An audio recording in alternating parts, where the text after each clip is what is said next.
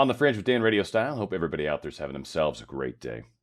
The storm is upon us right now, and I think there's a lot of people that are actually waiting for specific posts to come out and maybe suggest that the storm has started. But I think everything that we've gotten so far suggests that the storm really began quite a little ways ago. That all being said, there's a great scene in The Matrix where Neo is given the opportunity to choose between the red pill and the blue pill. And this represents a decision all of us are on different areas of making. Some of us have made it already. Some of us are kind of at that making it right now point. And some of us are going to make it in the coming future. But you would be surprised how many people are making this choice and have made it already. Now, in The Matrix, the red pill represents waking up to the uncomfortable reality that Neo was in. The fact that everything was pretty much an illusion. It was a computer program. And wow, reality is way different than he thought.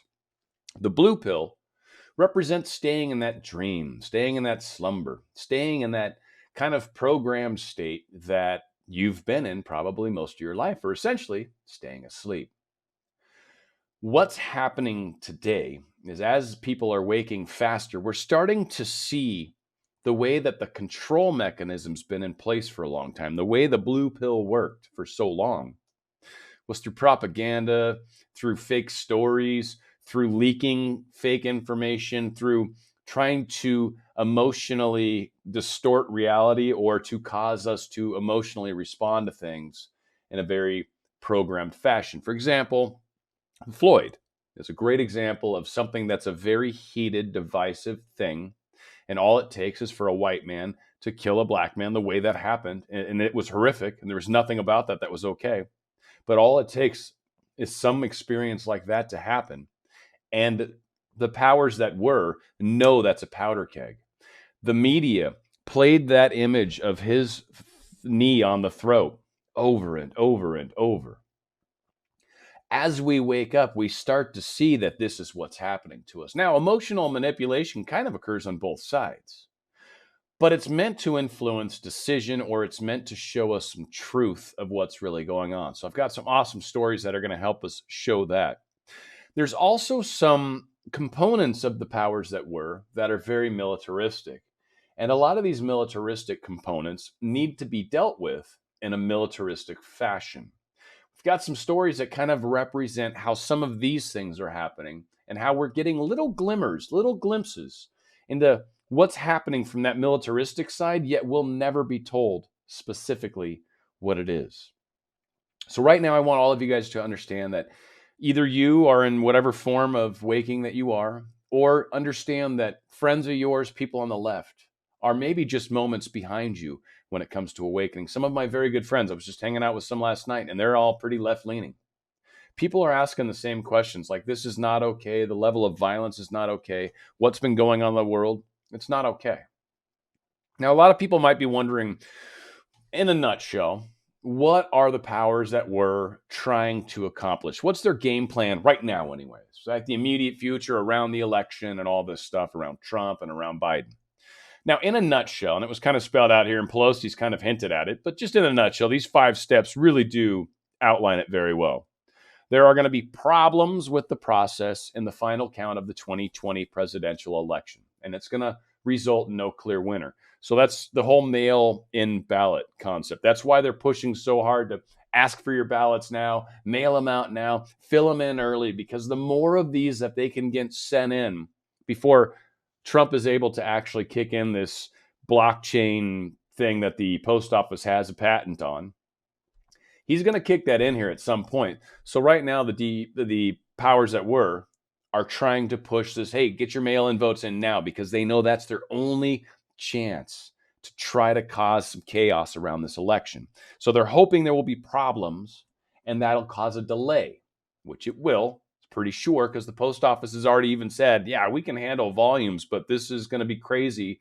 And, 6 states do it normally now, or 5 states do it normally. Now all of a sudden you want 47 states want to do it. That's crazy. So after all this happens, there's going to be this huge legal battle, and Trump and Biden are both going to claim they won.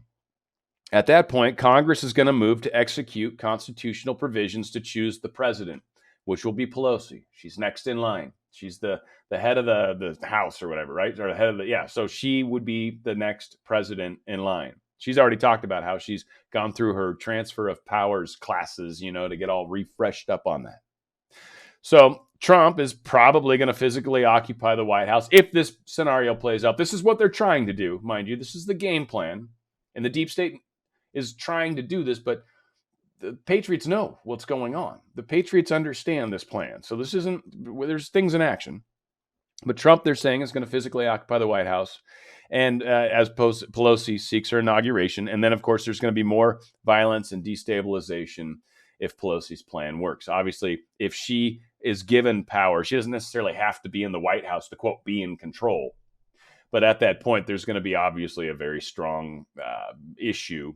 Trump still having probably control and certainly going to have some military support. And, so a lot of things are going to be, that would be a pretty horrible situation. I'm not sure if we're going to get there or not. I know this is where they're trying to get us. But one thing that's funny is the deep state's plan right now. This is all they've got, because right now, the way, if they have a clean election, right now, Trump is likely, based off of a lot of models, not based off of any of these polls, but based off a lot of models, 91% likely to win Trump. 91, that would be a landslide. And in fact, when they looked back on 2016, the same stuff, he was 87% likely to win. Now, that was prior to them fixing a lot of this election problems. Like 2018, they really dialed in how the cheating was happening, and they locked down those voting machines.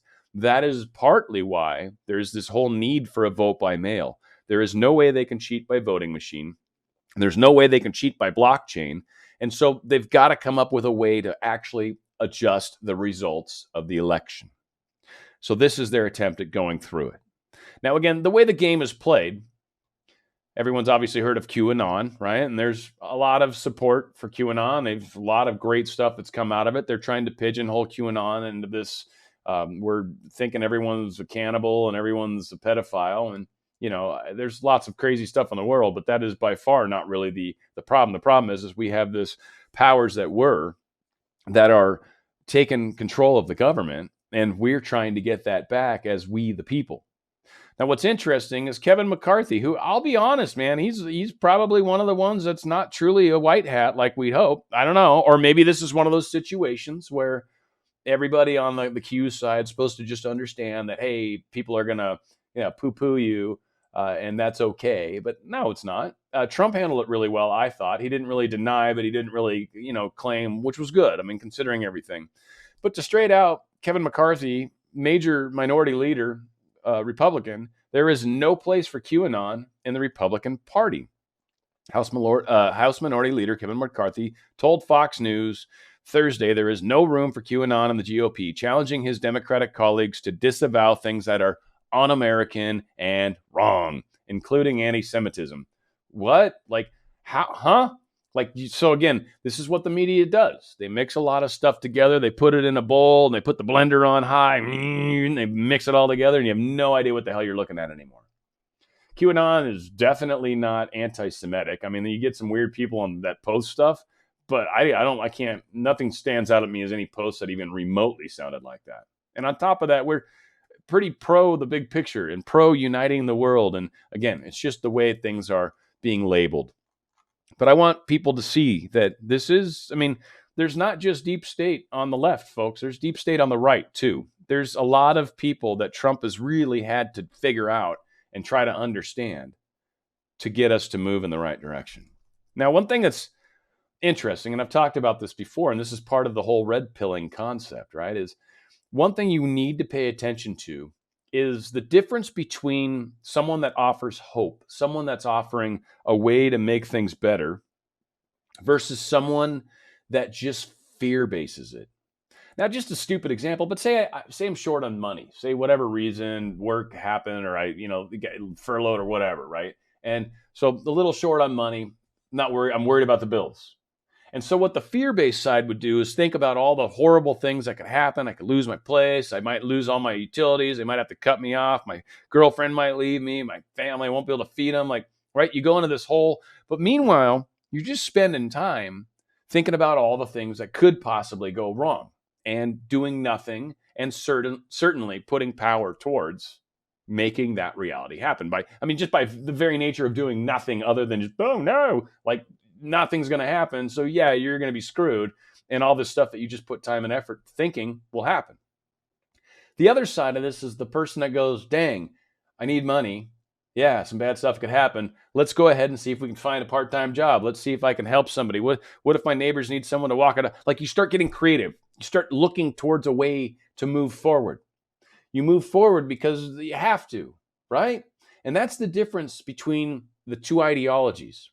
The one ideology wants you scared, wants you afraid, wants you looking for that false messiah, right? Because if you're scared, if all this stuff's going horribly, then you're going to ask for help. And the second help comes, you're going to praise them. I think that's one of the reasons why Trump's been a little reluctant to just go in and clean up all these cities, because as much as I think he wants to be that knight in white armor, right, the knight on the white horse, at the same time, you run into a problem where people will kind of throw that messiah complex too. Now, I'm hoping anyways, that's something they're trying to balance.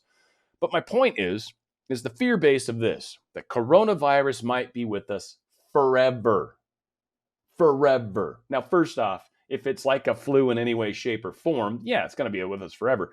If it has, like they're suggesting in some of these studies, the Swedish study that happened, where this does activate the T cells, then we might actually find that we get immunity from it.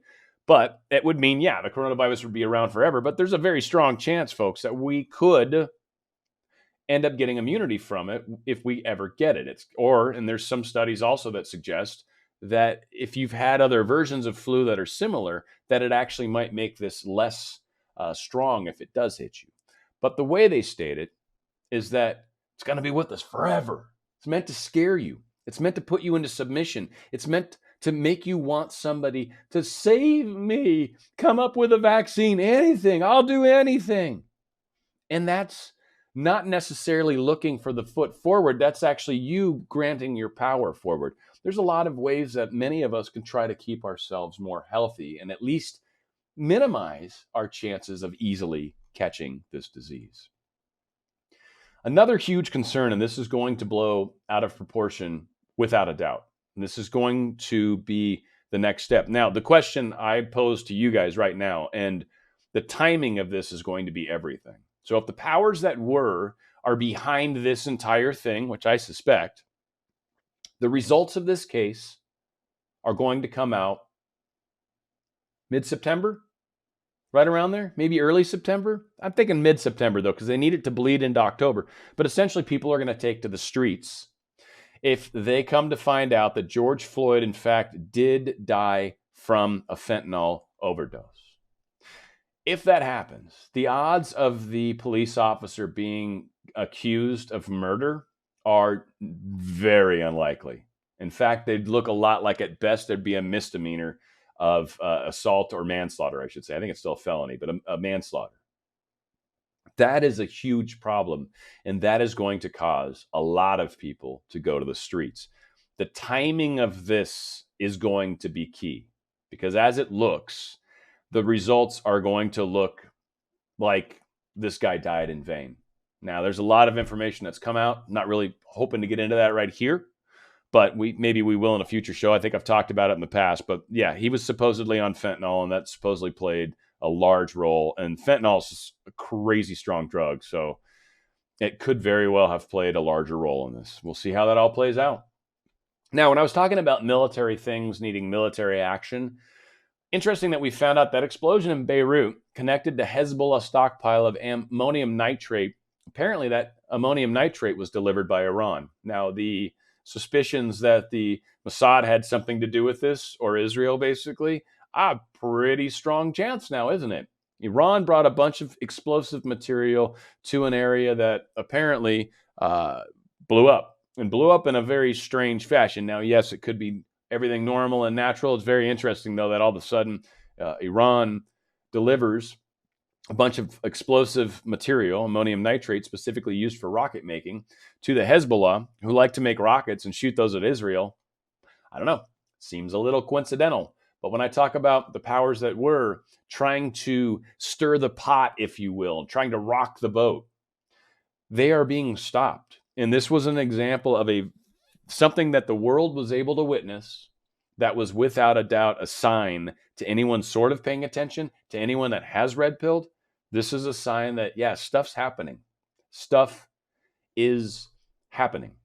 Now, another one, and sometimes we get similar things. This isn't a destruction per se, but it's a very interesting piece of information that they share with us. I don't want to waste a whole lot of time on this, but there's an image that shows Chinese submarine entering a mysterious cave facility at the South China Sea base.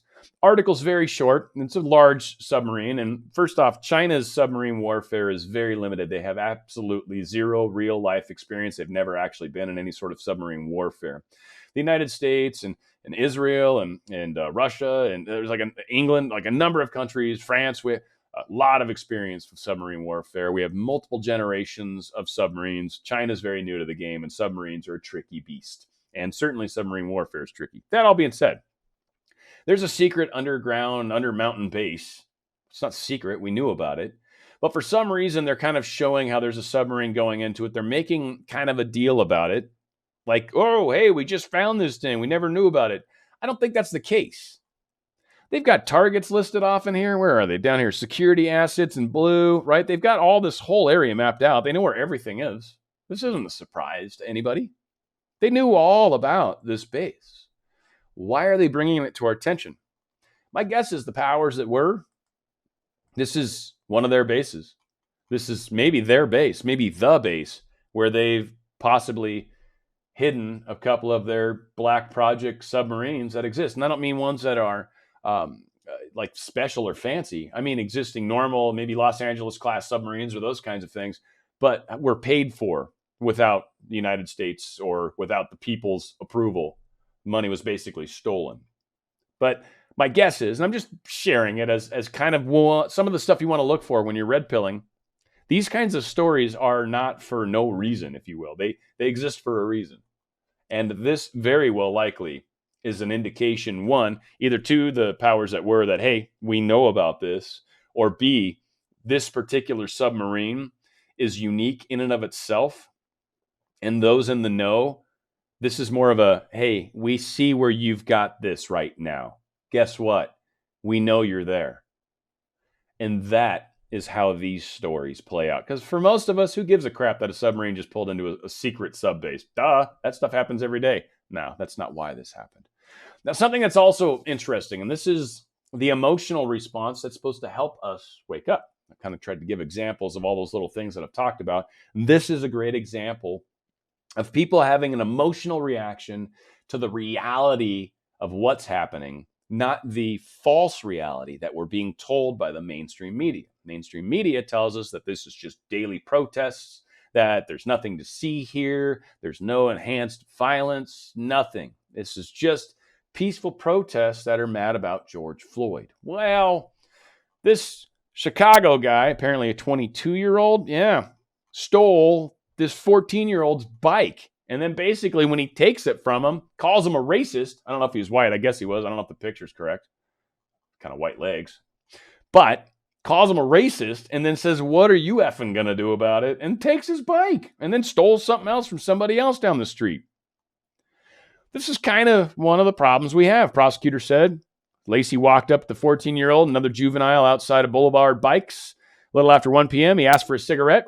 Then he called them both racist, ripped away one of their bikes, and then all but dared the racist juveniles to do anything about it, according to the story prosecutors presented during Lacey's bond court appearance. $100,000 bail. He's only got to post $10,000 to get out. I know, sounds fair. But yeah, this is some of the good stuff that's going on. Now, another point to show that's very interesting around the emotional response that's meant to help us understand what's going on. So just over Friday night and Saturday night, last 2 days, 24 shot in Chicago, 3 fatally. I mean, just getting shot, I would assume, ruins your day, right? But yeah, 3 of them, man, lights out. So whatever the case is, this Chicago mayor, Lori Lightfoot, I don't know. I mean, I would think that she's not doing a very good job, right? She's got a lot of violence. She's not really doing anything about that. She closes down her entire city, but she's still allowed to go and get her hair done. She tells people, hey, I can't guarantee your protection. I can't guarantee anything, but I'm okay letting Antifa riot in your neighborhoods. I can't stop that. What am I going to do about it? Oh, yeah, except I am not going to allow people to walk through my neighborhood. Yeah, Lori Lightfoot defends heavy police presence around her home. This is her street. Look how many cops she's willing to pay in Chicago to protect her street. You know why? Because it's been dangerous, because people are mad at her, because people have made threats. Of course, she's a crappy mayor. No wonder people are mad at her. And hey, guess what, Mayor? Those same people that are threatening you are burning down cities and hurting other people's homes and businesses, threatening their stuff. What are you going to do about that? Oh, that's right, nothing. But you'll protect yourself. Emotional response, folks. This is what they're doing. Pay attention to what the powers that were are doing. They can say whatever they want to say. The media is going to spin it the way they spin it. Look at the reality of what's happening. Look at the pieces. Look at the little snibbles. I don't know what that is, but look at those things that they're sharing with us and understand this is what's happening. They've got this plan, right? They've got this plan. Create this issue. Pelosi gets to take power. Destabilization. Bada boom, bada bing. That's what they're trying to do. Now, one thing that's interesting, and this is kind of just one of those things that, I don't know, I just thought I would bring up for the heck of it. Rolling blackouts in California show how reliance on solar and wind power can backfire. I live in California. I have for a lot of years. We've had rolling blackouts numerous times. It's not because of solar and wind power. It's because we have, one, a horrible electrical system here. Two, we've got a horrible power company. The SDG&E and all these, they suck. Absolutely horrible. I personally, I'm kind of fond of renewable, right? I'd love to get off of oil more. And I'm not a lefty or any of that kind of stuff. I think it's a good idea. Oil's not as renewable. It's just a bad idea. It's expensive. Energy shouldn't cost as much. Nikolai Tesla, look him up. He's got a lot of cool stuff. There's got to be better ways. In fact, I'm sure there are, and they're probably black projects. That being said, sometimes people put stories out that are meant to kind of spin you in a different direction. This is a very strong, typical right-leaning story. Again, I'm not opposed at all. I tend to be more right-leaning all the way across the board.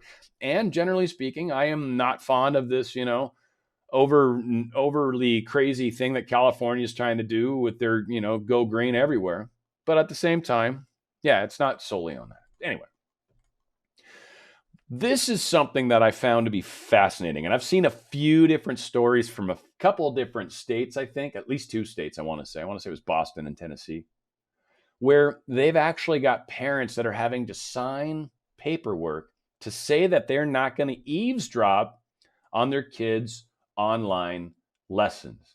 Think about that for half a second. Seriously. That what the teachers are teaching, they don't want the parents listening to. Why? Anything a teacher is teaching my child, they should be perfectly okay with me sitting right there at the same time, but they're not. That means, for sure, something that's being said is questionable or would likely get taken out of perspective, or the parents would basically get upset. Some of the gender teachings that I've heard, there's just a lot of stuff. And again, I'm very open. I've been in theater. I've had a lot of friends that are alternative sex. I really am pretty open about all sorts of things. But should we force that on our young children like that's the norm? I don't think so. You want to learn about that a little later in life? Awesomeness. You got someone in your class that's going through that or whatever? Okay, well, that's a good time to learn about it, I guess, right? Because Johnny Jenny in my class is, a boy one day and a girl the next. Okay, well, let's talk about it, sweetheart. Yes, that does happen.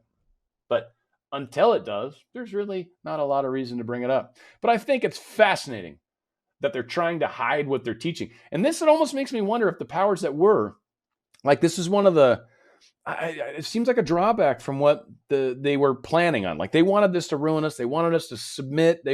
All these things. They wanted this to become a huge problem for families, trying to work and not being able to work. But a lot of us have adjusted to working at home. A lot of us, not everybody. And we're adjusting to the school thing. And gee whiz, now we actually get to see what our school systems are teaching our children. And that is going to be enlightening for many. You want to talk about a red pill? That is a red pill. This one's just kind of funny to me just because, and it's one of my all-time favorite movies, by the way, and I don't know if I have to hand my man card off to someone now admitting that, but Footloose was an awesome movie. Kevin Bacon, woohoo! But yeah, apparently Governor Cuomo is banning dancing in New York. There is no dancing allowed in New York bars and restaurants, even at wedding receptions, according to the New York State Liquor Authority. To control the spread of coronavirus, Governor Andrew Cuomo's Liquor Authority has also specifically banned darts, pool, cornhole, karaoke, and exotic dancing. Can I just say that I know the game is called cornhole, but it still makes me freaking laugh. For anybody that's ever watched a Beavis and Butthead episode, cornhole's a funny word. That being said, the intent is to reduce the number of people congregating in bars.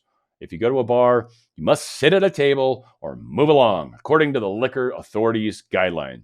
I don't let people dance, said Dan Palladino, who owns Heritage Hill Brewhouse in Pompeii. Don't let people dance. This isn't a dancing city. Shoot. I think it's kind of sad, but I don't want to risk my license. I don't blame you. So there'll be no dancing. Dance your ace off. I love that movie. Such a good movie. Such a good movie. Anywho, that's what's happening. Now, quickly, as much as I can, this is a quick kind of discussion about how the Washington Post has handled President Trump, has handled this whole virus, has handled all of this misrepresentation, and how they've kind of done it over time, and they continue to just be stupid about it, like wrong, like outwardly wrong. And again, people are seeing this emotional response to a point, but it's like this guy, all they do is just badmouth Trump, and in the end, they've mostly been bad. So 4 years ago, after Mr. Trump was nominated in Cleveland, we did something in this space we have never done before. Even before the Democrats had nominated their candidate, we told you that we would never, under any circumstances, endorse Donald Trump for president. He was, we said, uniquely unqualified to be president. Mr. Trump's politics of denigration and division could strain the bond that have held a diverse nation together, we warned. His contempt for constitutional norms might reveal the nation's 2-century-old experiment in checks and balances to be more fragile than we knew. The way that's basically written is people are going to wake up to the fact that we've been snowballing them forever. So a second term might injure the experiment beyond recovery, and so over the next coming weeks, we will do something else we have never done before. We will publish a series of editorials on the damage this president has caused and the danger he would pose in a second term. So the paper basically went to war against Donald Trump. So they talked about the virus. The rapidly spreading virus has closed schools in Knoxville, Tennessee, cut blood donations to dangerous levels in Cleveland, and prompted limits on hospital visitors in Wilson, North Carolina. More ominously, it has infected as many as 26 million people in the United States in just 4 months, killing up to 25,000 so far. Dun, dun, dun. In other words, a difficult but not extraordinary flu season in the United States. The kind most people shrug off each winter to handle with results, rest, fluids, pain relievers, and contract of the illness. But this year, a new coronavirus from China has focused attention on disease that can sweep through the entire population, rattling the public despite the current magnitude of the threat. Clearly, the flu poses the bigger and more pressing peril. A handful of cases of now respiratory illness have been reported in the United States, none of them fatal or apparently even life-threatening. So this was their early discussions February 1st about how the coronavirus wasn't even remotely dangerous, was just like not even a flu, that the flu was going to be way more to worry about than the coronavirus. This is the Washington Post. Then, the day before, on January 31st, the Post reacted negatively to the news that Trump was banning travel from China. You guys remember that? He banned travel to China, where the China virus came from, and then Biden called him a xenophobe and all sorts of good stuff. Well, the Washington Post said, quote, but even before U.S. officials announced such a drastic escalation in travel restrictions on Friday, China's foreign ministry criticized the United States for making unfriendly comments during the coronavirus outbreak and said a U.S. warning against travel to China went against the recommendations made by the World Health Organizations to not restrict travel or trade. In disregard of the WHO recommendations, travel restrictions, the U.S. went the opposite way. Ministry spokesman said an English language message on Twitter on Friday, where is the empathy? So again, if we would have paid attention to what the World Health Organization said, many, many, many more people probably would have died. Trump did one of the best things, and he's actually gotten reluctant acceptance from the left, even that, yeah, it was probably a good idea, as much as they hate to say it. Washington Post, oh no, they fought that hard. So then by March 19th, the Post had changed its tune on the virus and went in the opposite direction. America is on a trajectory towards 1.1 million deaths. That model envisions that sick pouring into hospitals, overwhelming even makeshift beds and parking lot tents. Doctors would have to make agonizing decisions about who gets scarce resources. Shortages of frontline clinicians would worsen as they get infected, some dying alongside their patients. Trust in government, already tenuous, would erode even further. And as this letter was written, there had been 174,000 deaths in the U.S. from the virus, not over a million, as the Post predicted. Now, in this recent editorial, it says, more people have died of COVID-19 in the United States than in any other country. Even adjusted for population, the death rate here is almost 5 times worse than in Germany and almost 100 times worse than in South Korea. These are facts. This is reality. And the excess deaths and illnesses are directly attributable to Mr. Trump's failures of leadership. Hello? That's what they're saying here in their article. Can anyone at Post do math? Here are the facts. Here's the reality. Subtract 174,000 actual deaths in the U.S. from the Post's projection of 1.1 million deaths, and that means the Post was off by some 926,000 deaths that did not happen on Trump's watch. Yet they still try to spin it in the other direction.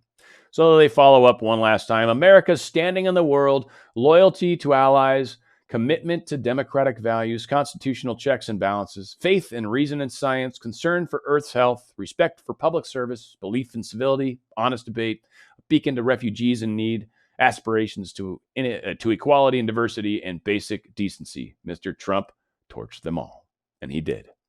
That's, again, how the game has been played. This is the Washington Post over periods of time. First, they're saying it wasn't anything because they're, again, trying to get people to just go out and everything's cool. Don't worry about it. Let's get as many people sick as we can. 1.1 million deaths is what they wanted. We didn't come anywhere near that. We're still nowhere near that. And of course, there's a lot of questions about which deaths count and which deaths don't, but whatever. That being said, probably counting a lot of extra stuff that shouldn't have, we're still nowhere near that number. So the way things have been played out to us has not been true in just about every single way. Every claim that's been made by the powers that were has been wrong and continues to be. And the reason for that is people are waking up at an unprecedented rate right now. And you can't put the genie back in the bottle once the person's awake. That's the problem they have. That's where we're living through.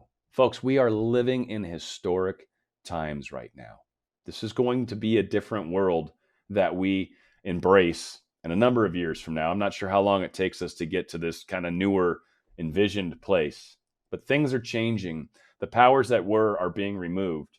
And in all accounts, it seems, evil, for the most part on this planet, is going to be reduced down to next to nothing. This is a very, very important time in our history.